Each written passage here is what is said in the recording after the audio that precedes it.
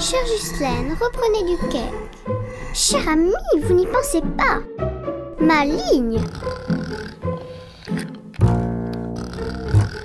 Monsieur Rature, quelle attitude, quel laisser-aller. Mille pardon, moi cher père, je crois que je me tais assoupi. Tes invités pourraient pas parler moins fort? Je comprends rien à ce stupide problème. Oh. Ce cultivateur qui veut entourer son champ de 3 rangs de barbelés à raison d'un poteau tous les 13 mètres, est-ce qu'il se rend compte que c'est son problème, mais que c'est moi qui vais attraper un zéro? Fais voir. Ma pauvre, je te rappelle que t'es que en CP.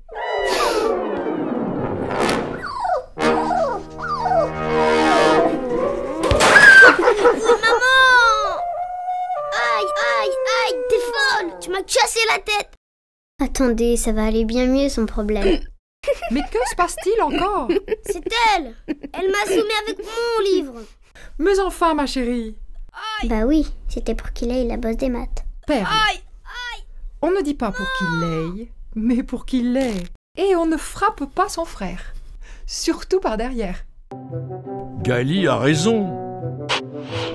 Et la violence de Perle est aussi inutile qu'injustifiée. En effet, la bosse des maths, pas plus que celle des langues étrangères, de la poésie et d'une vingtaine d'autres disciplines, ne saurait en aucune manière naître du choc d'un manuel scolaire.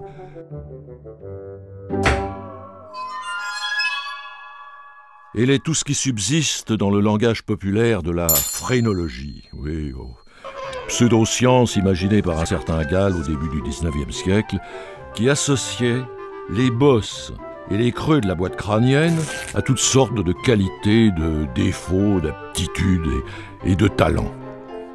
Les bosses du crâne. La phrénologie, tu parles d'une science. Après la violence, l'amour et la botanique, pourquoi pas la chance au jeu et de tir au but? J'aurais aimé donner un coup de main à Babil pour son problème, mais moi, ma partie, c'est plutôt les mots, les expressions, le langage, et puis les maths, c'est l'affaire des papas.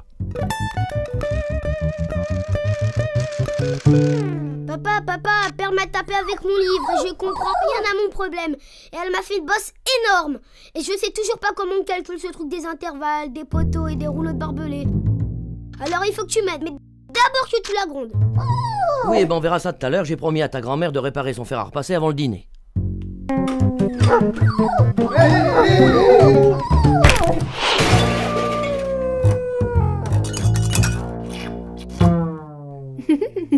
Oh là là, vous savez quoi? Vu ce que je disais à papa que c'était toujours pareil, il s'est cassé la figure. Et vous croyez qu'au milieu de toutes ces bosses, il va y avoir celle du bricolage et celle de l'acrobatie? Et mon fer à repasser, il est réparé?